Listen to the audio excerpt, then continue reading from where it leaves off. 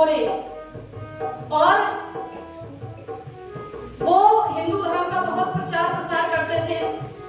एक बार क्या होता है, ये जो कुछ पढ़ने और कहते मिलते हैं कि सनातन धर्म की रक्षा जातिवाद ने करी है, उनके मुंह का बहुत कड़ा तमाचा है ये जो घटना है। पंडित नीलकंठ मोरे रास्ते में खड़े हुए थे, वहां पे एक हरिजन दंपति झाड़ू और सफाई का कार्य कर रहे थे। तभी क्या देखते हैं कि उनका जो छोटा बच्चा है वो रास्ते में आ गया है खेलते खेलते, और एक घोड़े तांगे वाला घोड़ा खड़ा था तांगे में जुड़ा हुआ, और घोड़े वहां से छूट के भाग जाते हैं, और तांगा बिल्कुल बच्चे के समीप आने को है। नीलकंठ शास्त्री का बिल्कुल मन में होती है कि बच्चे को पकड़ के बचा लूं, लेकिन फिर उन्हें धर्म का ख्याल आता है, छूत अछूत का ख्याल आता है, और ये विचार आते ही उनके पैर लड़खड़ा जाते हैं, सोच में पड़ जाते हैं। सोच ही रहे थे इतनी देर में वहां एक ईसाई पादरी खड़ा था और उसने बच्चे को बचा लिया। ये घटना तो घट गई। नीलकंठ शास्त्री अपने घर चले गए, और वहां जाके जब उन्होंने विचार किया, वो जो दुख था उनकी आत्मा को इतना कचोट गया, इतनी असह्य पीड़ा थी उनको कि ऐसा धर्म किस काम का, ऐसा परंपरा किस काम की कि जो एक मासूम छोटे बच्चे को बचाने में, और मैं विचार करता रह गया और बच्चे की जान पे बन गई, मैं आज से इस धर्म को त्यागता हूं। वो फादर नेहमिया बन गए उसी दिन से, और प्रयागराज के कुंभ मेले में उन्होंने हजारों सहस्त्रों लिखा है, जो पंडित लेखराम का जीवनी है। हजारों हिंदुओं को उन्होंने ईसाई मत में परिवर्तित कर दिया। महर्षि दयानंद का उनसे शास्त्रार्थ हुआ। सत्ता में इतने थे कि बाद में वो चीजें हारने के बाद वो निरंतर हो गए, और बाद में भी ईसाई मत के प्रचार में सभाएं लगाते रहे, लेकिन फिर उन सभाओं में कोई आता नहीं था। तो ये हमारे देश को छुआछात ने नुकसान दिया है। यहाँ छुआछात और भेदभाव के लाखों के मतवाले, जय देव ऋषि देव ऋषि देव ऋषि देव, और भोली भाली जनता को दसते थे विषधर काले, दसते थे विषधर काले। हर वेद की वीणा बजा सभी को कर गया मस्त सपेरा, देव दयानंद मेरा, इस देव दयानंद मेरा। बचपन दूर किया जिसने पापों का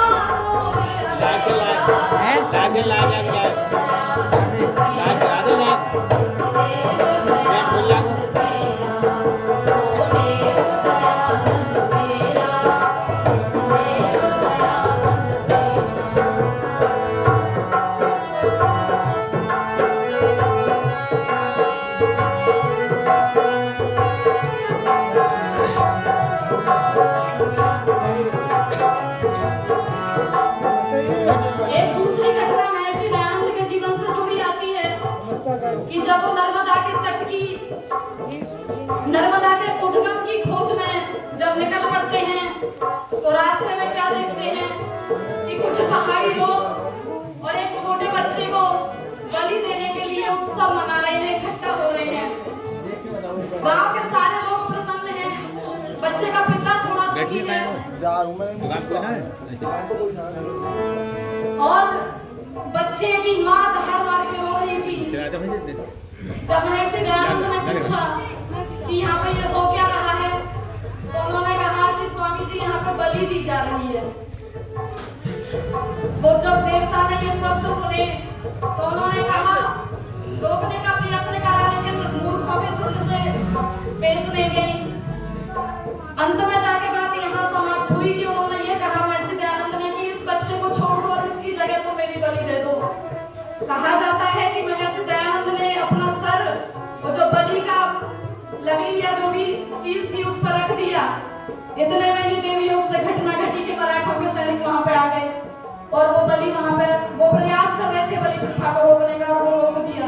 अगर वो घटना दयानंद का हम इस तरह से जो चीजें हैं वो प्रयास बहुत अधूरे रह जाते हैं। इतना उनके मन में जीव जंतुओं के प्रति एक और घटना आती है कि रथ को उन्होंने खींच लिया था, जब उसका मालिक घोड़े का परेशान कर रहा था उसको। लाखों में करोड़ों दुखित दिलों का दर्द था जिसके दिल में, जय देव ऋषि देव ऋषि देव ऋषि देव, नीमे पत्थर का जहर पिया, हंसता ही रहा मुश्किल में, हंसता ही रहा मुश्किल में, यहाँ रस की बदौलत सत्य धर्म ने डाला फिर से डेरा, देव दयानंद तेरा, इस देव दयानंद तेरा, ओ देव दयानंद तेरा, इस देव दयानंद तेरा, सूरज बन हुए आज जिसने पापों का घोर अंधेरा, ओ देव दयानंद तेरा, इस देव दयानंद तेरा।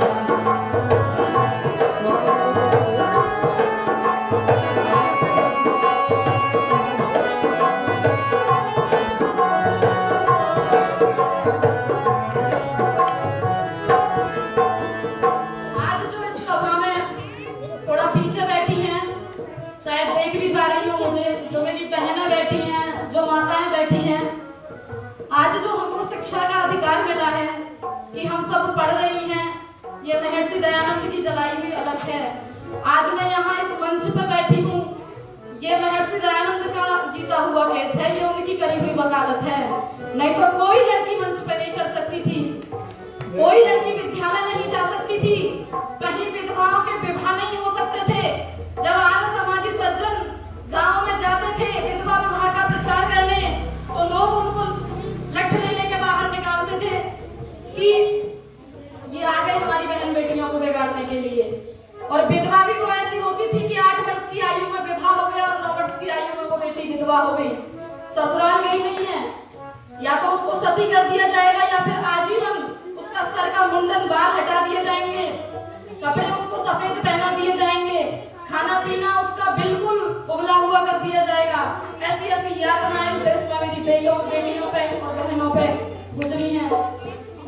नारियों को सभाओं में उपस्थित होने का कोई अधिकार नहीं था। आज जो आप यहाँ सम्मिलित सभा में बैठ के सुन रही हैं, ऐसा कोई अधिकार नहीं था। झरोखों से आप सुन सकती थी। इस मंच पे जिस पे एक कुतिया चढ़ सकती है, उस पर महिला नहीं चढ़ सकती थी। तो ये उपकार है महर्षि दयानंद का हमारे देश में।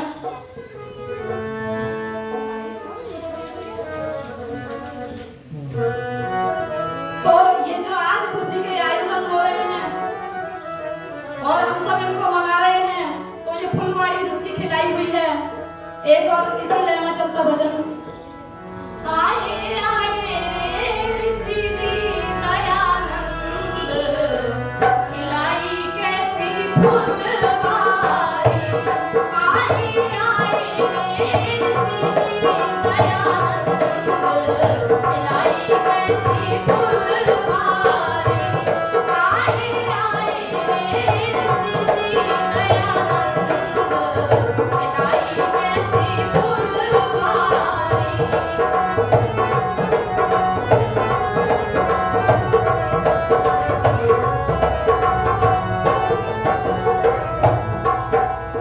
वेदों के प्रकाश बिना यहाँ अंधकार था छाया, वेदों के प्रकाश बिना यहाँ अंधकार था छाया। भेदभाव की दीवारों को ऋषि ने काट गिराया, भेदभाव की दीवारों को ऋषि ने काट गिराया। काटे काटे रे पगंडियों के बंध, खिलाई कैसी फुलवारी। काटे काटे रे पगंडियों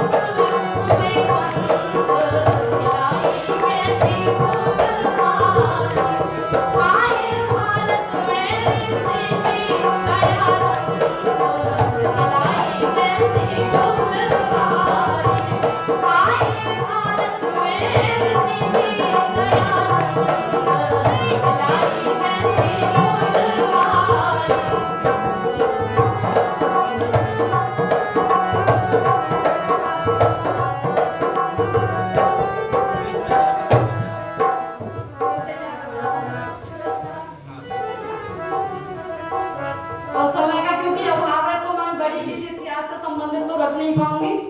पिछला जो कार्यक्रम था उसमें महर्षि दयानंद ने जो प्रकाश किया देश में, उसकी सबसे बड़ा जो प्रतिफल हमें मिला वो थी हमारी आजादी। इतने क्रांतिकारी, हजारों क्रांतिकारी पैदा हो गए, पट्टाभी सीतारमैया और कितने सारे लोगों का ये कथन है कि ये 85% वाला आंकड़ा तो झूठा है। 100% जितने भी क्रांतिकारी थे वो आर्य समाज से प्रभावित थे, कोई प्रत्यक्ष रूप से और कोई अप्रत्यक्ष रूप से। तो ऐसे ही क्रांतिकारी वीर की गाथा ताऊजी निराला जी के कार्यक्रम में रखी थी, लेकिन समय के अभाव में वहां भी छूट गई थी। मुझे पता है यहाँ भी छूट जाएगी। तो वो टुकड़ी जो छोटी सी थी कि जब राम प्रसाद बिस्मिल को फांसी पर चढ़ाने के लिए लेके जाने लगे दुष्ट अंग्रेज, तो वहां पे क्या देखते हैं कि एक माता की रोने की आवाज आ रही है, और जब रोने की आवाज को सुनते हैं तो जेलर कहता है कि बिस्मिल मिलने का समय तो अब किसी से है नहीं। टट्टे दबाई ऊपर। चल, ये बुढ़िया की आवाज आ रही है रोने की, इसको देखिए कौन है। तो वो भजन पीछे हो गया था।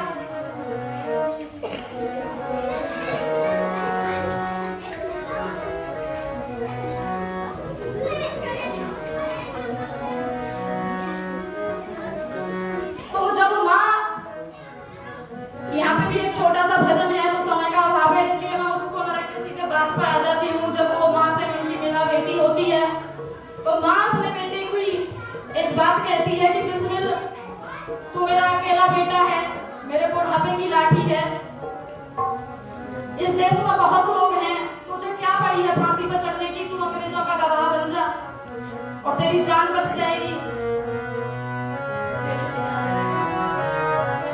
वो माँ कह रही है, उस समय का ये छोटी सी भजन प्रस्तुति के माध्यम से रखूंगी।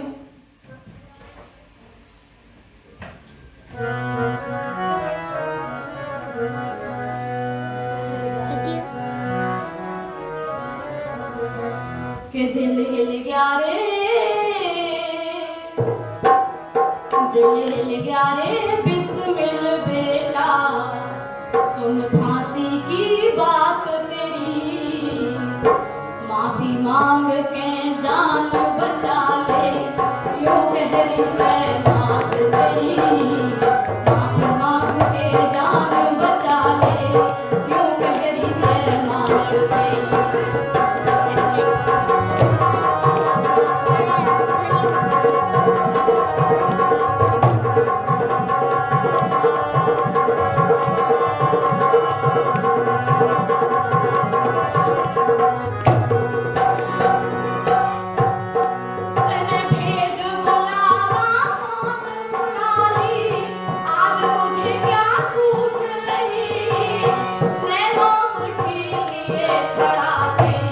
माँ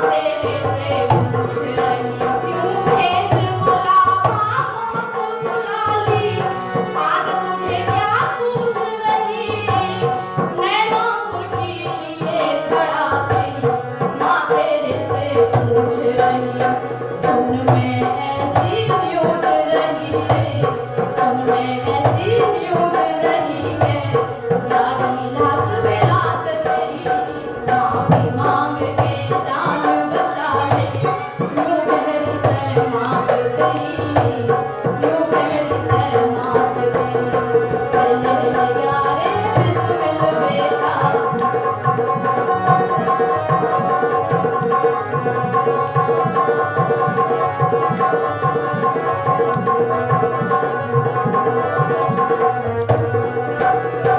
मेरे देश की माता बहनें करे ग्रस्त में मौज बड़ी, बेटों संग में सुख से रहती, मुझ दुखिया पे विपद पड़ी।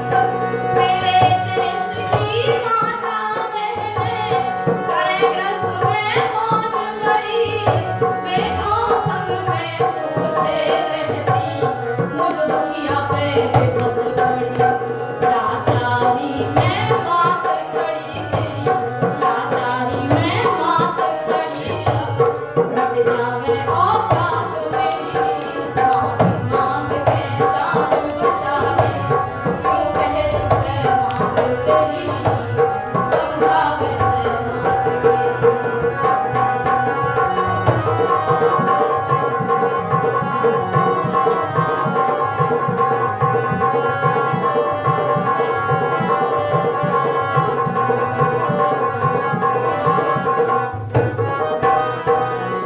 बिन तेरे ये बुढ़िया माता रो रो प्राण गवावेगी, बिस्मिल बिस्मिल बेटा कह अब किसको लाड़ लड़ावेगी। बिन तेरे ये बुढ़िया माता रो रो प्राण गवावेगी, बिस्मिल बिस्मिल बेटा कह अब किसको लाड़ लड़ावेगी।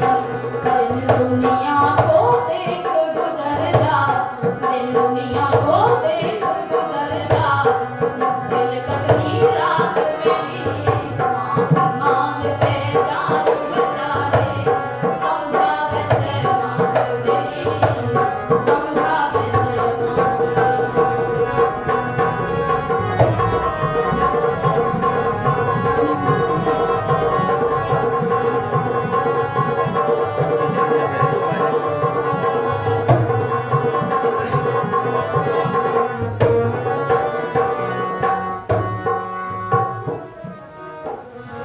चंदा बिना चकोरी मर जा, जूं मछली बिन ताल मरे, दुखिया माता मरे गेट पे, जब फांसी पे लाल चढ़े। चंदा बिना चकोरी मर जा, जूं मछली बिन ताल मरे, दुखिया माता मरे गेट पे, जब फांसी पे लाल चढ़े। कविता ये सुख पाल गड़े रे, कविता ये सुख पाल गड़े, जो होगी सविख्यात तेरी, माफी मांग के जान बचा ले, यूं गहरी सहमात तेरी, यूं गहरी सहमात तेरी। ले ले यारे बिस्मिल बेटा, सुन सी बात तेरी, माफी मांग के जान बचा ले, यूं गहरी सहमात तेरी, यूं गहरी सहमात। तो इस प्रकार जब वो माँ अपने बेटे को समझा रही है और हर तरह का प्रलोभन दे रही है, तो वहां पे हालांकि वो माँ कोई प्रलोभन नहीं दे रही थी, वो अपने बेटे को जांच रही थी कि कहीं ऐसा तो नहीं है कि ये कायरता में प्राण त्याग दे। तो वहां जो बिस्मिल का उत्तर है उसको मैं इस भजन के माध्यम से रख के अपनी वाणी को विराम दूंगी। जब यह बात माता की, बिस्मिल बड़ी खुशी से आए थे अपनी माँ से गले लगने, क्योंकि मिलने की सारी उम्मीदें वहां खत्म हो गई थी कि कोई मिलने आने वाला है। और जब माता के ऐसे बोल सुने उन्होंने, तो उनके भीतर की जितनी खुशी थी सब काबू हो गई, और वो माँ को बड़े क्रोध में और जो उत्तर देते हैं, चली जा दूर नजर से चली जाओ। कहते हैं कि मेरे पास में समय होता तो मैं तुझे और कुछ भी कहता माँ, पर अब मैं बस इतना कह रहा हूँ कि जाते जाते तूने मेरी आत्मा बहुत दुखी कर दी है, और बस अब तू जा यहाँ से। चली जा दूर नजरों से, तेरा उपदेश भाता ना खुला है भेदभावों से, खुला है भेदभावों से। तू मेरी जननी माता ना चली जा दूर नजरों से, तेरा उपदेश भाता ना खुला है भेदभावों से। तू मेरी जननी माता ना चली जा दूर नजरों से।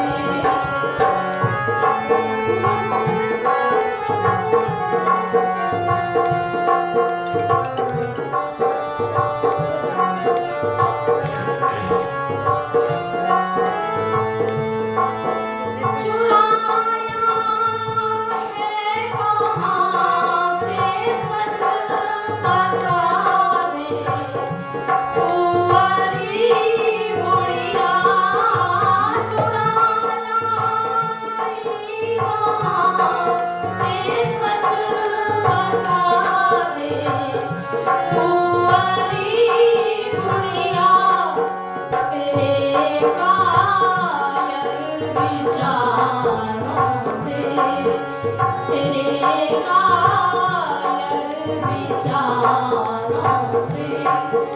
मेरा कुछ मेल खाता ना चली जा दूर नजरों से, तेरा उपदेश भाता ना खुला है भेदभावों से।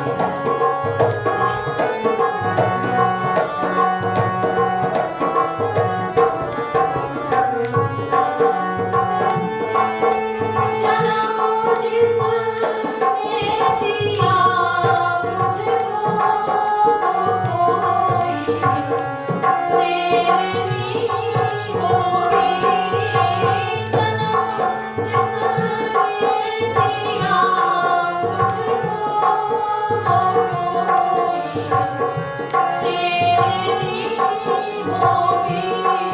फिरे तू स्यालनी नाहक, फिरे तू स्यालनी नाहक।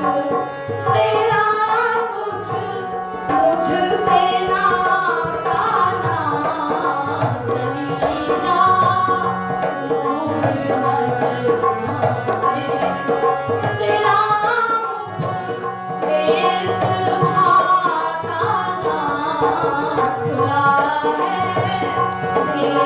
भेदभावों से।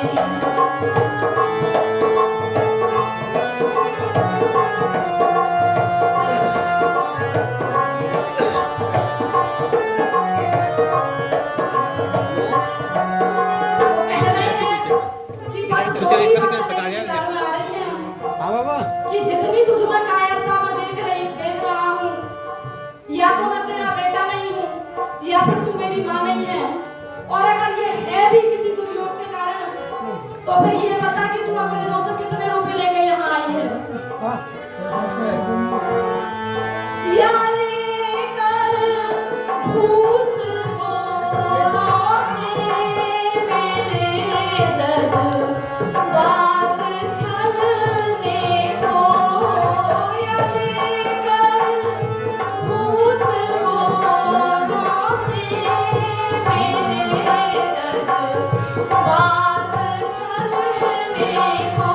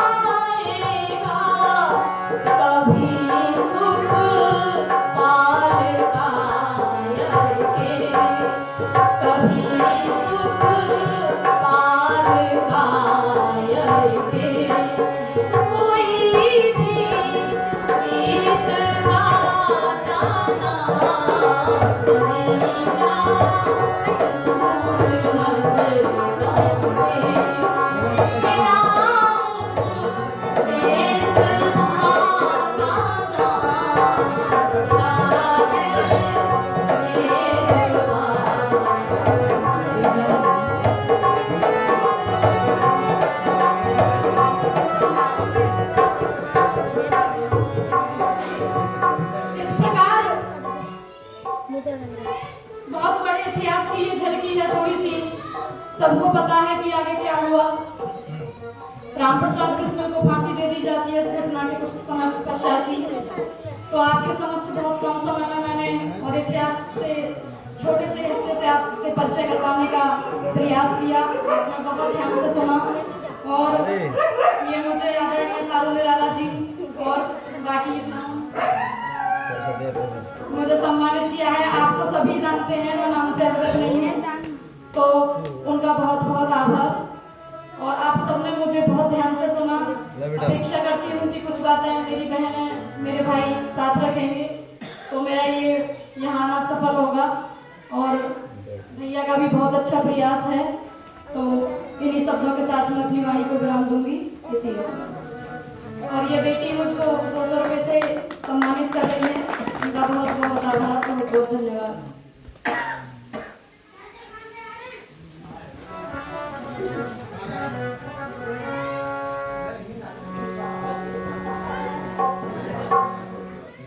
सन 1985 की बात है, जो ट्रेनिंग में गया था गोरखपुर। वहाँ आर्सेनल में गोरखपुर में काम चल रहा था। एक ये हमारे साथ बंद करो, बंद।